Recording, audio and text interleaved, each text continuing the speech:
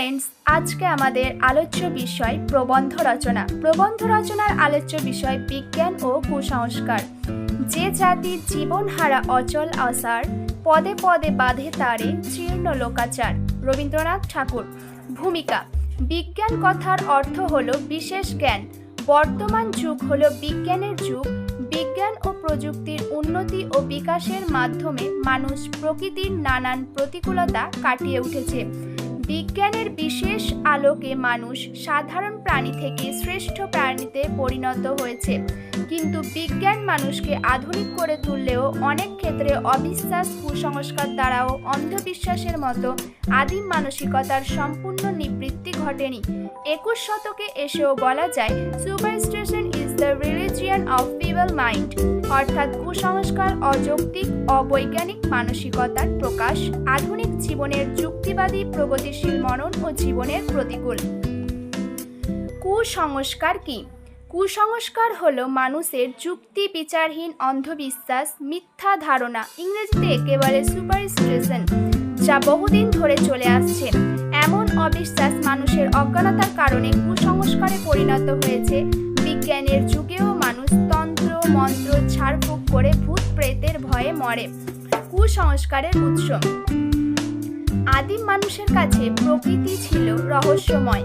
বিজ্ঞানের জন্ম তখনও হয়নি। কাজেই বিজ্ঞান চেতনাহীন মানুষের বিশ্বাস করত যে কোনো প্রাকৃতিক কর্মকাণ্ডের পিছনে রয়েছে ভূত প্রেত। কিন্তু বিজ্ঞানের অগ্রগতি জয়যাত্রার মাধ্যমে সেই সমস্ত অন্ধবিশ্বাস ও কুসংস্কার একদিন ভ্রান্ত ও ভিত্তিহীন বলে প্রমাণিত হয়।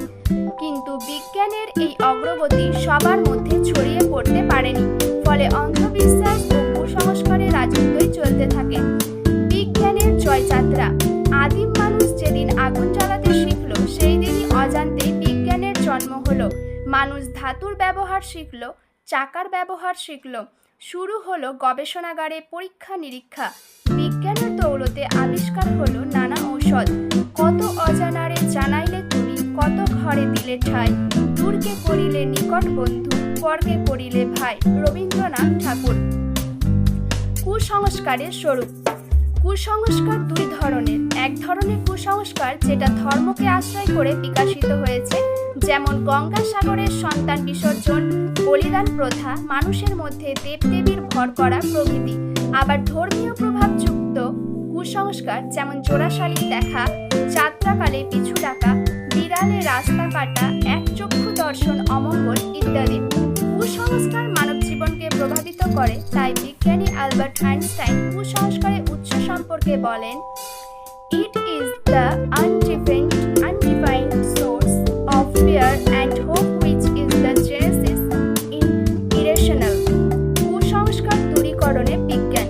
অন্ধকার দূর করতে যেমন আলোর প্রয়োজন হয়, তেমনি কুসংস্কারকে নির্মূল করতে পারে একমাত্র বিজ্ঞান। তাই বিজ্ঞানকে